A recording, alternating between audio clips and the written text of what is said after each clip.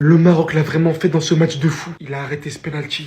À une main, Bounou, c'était parfait pour les Pays-Bas. Surtout quand on connaît l'histoire triste qui tournait autour de Gakpo. Lui qui a récemment perdu son tout nouveau-né, dont il a même pas réussi à faire le deuil. Tous ses coéquipiers sortant du banc à la 72e pour le féliciter, le soutenir pour le but des livrateurs. Et un but aussi tard dans le match, ça tombait bien, vu que le Maroc n'y arrivait pas. Saïbari rate ce but avant la mi-temps. Achraf Hakimi met un poteau. On était vraiment entre les deux équipes sur le combat rude qui était attendu. Puis en continuité de son match incroyable, Diop surgit à la 90e lors de l'une des dernières actions du match. De ce coup de casque, égalise pour son équipe et les envoie en prolongation. Avec sa célébration, je vous parle même pas de l'aura qu'il a eu à ce moment précis. Les prolongations arrivent, on voit les Pays-Bas clairement chercher les pénaltys. Des arrêts du gardien des Pays-Bas à t'en faire perdre la tête. Surtout après ce crochet de Raimi à la 96e devant les cages, voir le gardien sortir ça. Il était dégoûté. La séance de penalty fut enfin arrivée. Des hauts et des bas, jusqu'à Hakimi qui rate son penalty. Vous savez très bien que malgré tout ça, le Maroc a un atout qui à chaque fois peut leur permettre d'écrire cette histoire. C'est bien Yacine Bounou qui arrête ce penalty décisif. Et Saïbari qui convertit le dernier pour offrir la victoire aux Marocains, qui est totalement méritée. Les impôts, la mort. Et Yacine Bounou au penalty. C'est les trois choses inévitables dans la vie. C'est les trois choses que tu peux pas éviter dans la vie. Ils se pensaient intelligents. Ils se sont dit, on va aller jouer la séance de tir au but avec le Maroc. Peut-être ils pensaient c'était l'Algérie. Peut-être ils pensaient c'était Nikazine Mogol. Peut-être ils pensaient c'était Ben Mott. Mais c'était Yacine Bounou, le gardien le plus gentil de la gentillesse, le plus souriant du sourire. Dans le football, il y a une table. À cette table, il y a Emiliano Martinez, il y a Didio Donnarumma et il y a Yacine Bounou.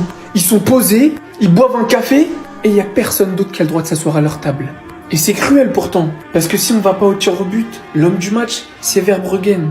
L'homme qui maintient les Pays-Bas en vie tout au long du match, c'est Verbruggen.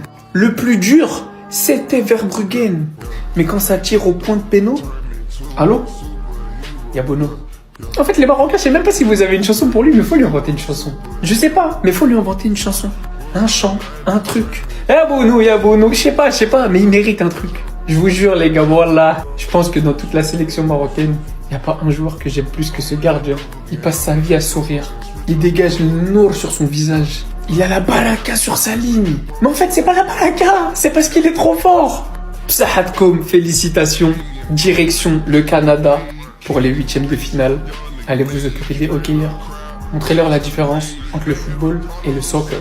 À quoi on vient d'assister?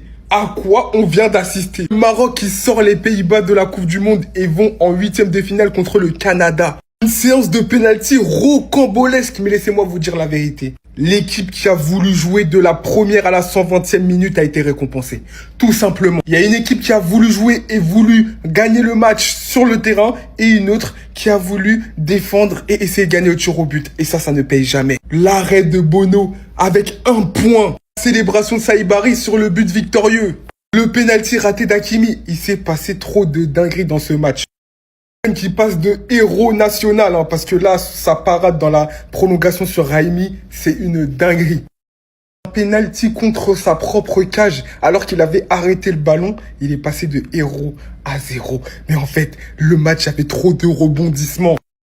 Issa Diop, qui a été tant rejeté par beaucoup de fans marocains, vient marquer le début de sa peut-être love story avec le Maroc, parce que ce qu'il vient de faire, c'est devenu un héros tout simplement. Tête à la 93e minute pour remettre le Maroc dans le match alors qu'on pensait tous que c'était mort. On finira par cette belle image, les larmes de Gakpo qui avait ouvert le score pour les Pays-Bas. On sait qu'il traverse une période très compliquée avec sa femme, ils ont perdu un enfant. En tout cas, quoi qu'il en soit, ce 16e de finale restera dans l'histoire. Le Maroc peut avancer jusqu'au 8e de finale face au Canada. Et pourquoi pas, petit à petit, prendre leur revanche face à la France en quart de finale de la Coupe du Monde. Ça serait incroyable. Et cette fois-ci, ils peuvent aller au bout, ils peuvent la gagner. Ah, c'est incroyable, j'en ai souffert la dernière Coupe du Monde, les gars. Voilà, j'ai admiré le parcours du Maroc, mais j'en ai souffert. Voilà, j'en ai souffert.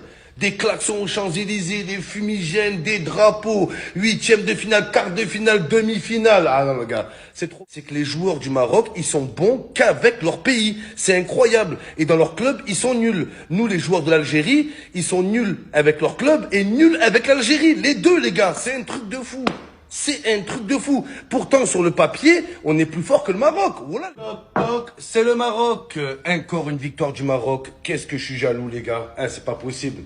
Je crois que c'est la pire des semaines. Victoire du Maroc, c'est un truc de fou. Et commencez pas à dire, ouais, le Maroc qui gagne. C'est comme si c'est le Maghreb qui gagne. Non, c'est pas le Maghreb qui a gagné, c'est le Maroc. Les gars, c'est un truc de fou. Et cette fois-ci, ils peuvent aller au bout. Ils peuvent la gagner. C'est incroyable. J'en ai souffert la dernière Coupe du Monde, les gars. Voilà, j'ai admiré le parcours du Maroc, mais j'en ai souffert. Voilà, j'en ai souffert.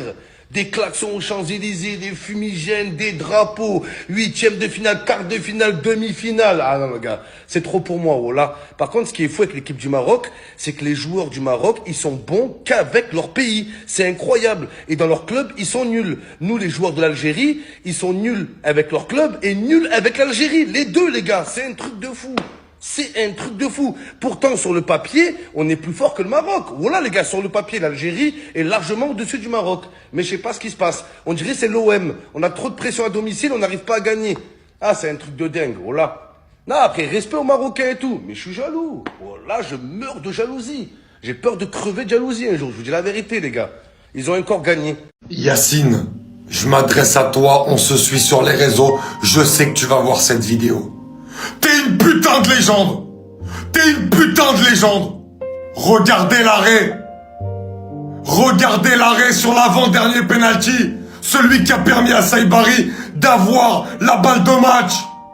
Yacine, sur la ligne, tu bouges comme ça, tu donnes aucune indication. Tu vas d'un côté, tu restes debout.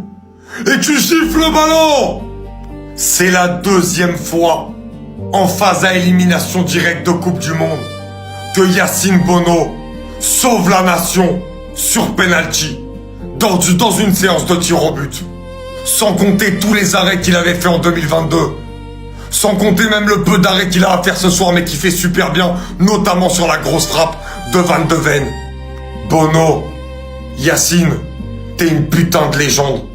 Le football t'aime. Les Marocains, eux, c'est même pas ils t'aiment, ils t'adulent. T'es un gardien extraordinaire et tellement sous-coté par rapport à ce que tu es vraiment. Pour moi, t'es un des meilleurs gardiens de ces 10 dernières années et le monde a besoin de le savoir. Et cette piqûre de rappel en Coupe du Monde, avec cet arrêt qui est tellement original, qui sort de l'ordinaire, ça le prouve encore un peu plus. T'es une putain de légende, je le redis. Je t'aime, on t'aime tous, le football t'aime et le Maroc t'aime et te place tout en haut. Un immense bravo, champion. On a le droit d'ouvrir la masterclass ou on n'a pas le droit? Azzedine Ounahi, ce soir, tu viens de poser un classique. Un vrai de vrai classique. Le match de fou furieux qu'Ounahi vient de nous sortir contre les Pays-Bas, les amis. C'est extraordinaire. Et quand il y a El Ainaoui, Bouadji, que ce soit toi qu'on retienne le plus, ça montre à quel point ta performance elle a été exceptionnelle. El Ainaoui aussi, franchement, à chaque fois je fais pas de vidéo parce qu'il y a toujours plein de trucs à dire autour, mais à un moment donné on va se poser, il y en aura une aussi. Mais le match qu'il a pondu Ounahi, on dit qu'Mbappé c'est un mec de Coupe du Monde, mais lui aussi va falloir qu'on commence à le dire. C'est un joueur de mondial. Il a été révélé au mondial 2022. Depuis, il a connu des moments difficiles. Il revient sur le mondial 2026. C'est un top milieu de terrain.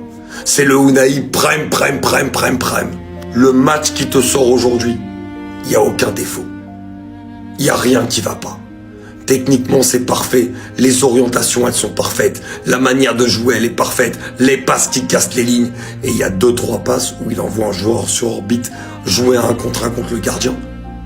Il a une qualité de passe, ce mec, c'est extraordinaire. Et dans le milieu de terrain, il se balade. Il va à droite, il va à gauche, il est au milieu, il redescend, il remonte, il accompagne les offensives, il est au pressing. Honnêtement, son match est une masterclass. Ounahi en Coupe du Monde, c'est extraordinaire.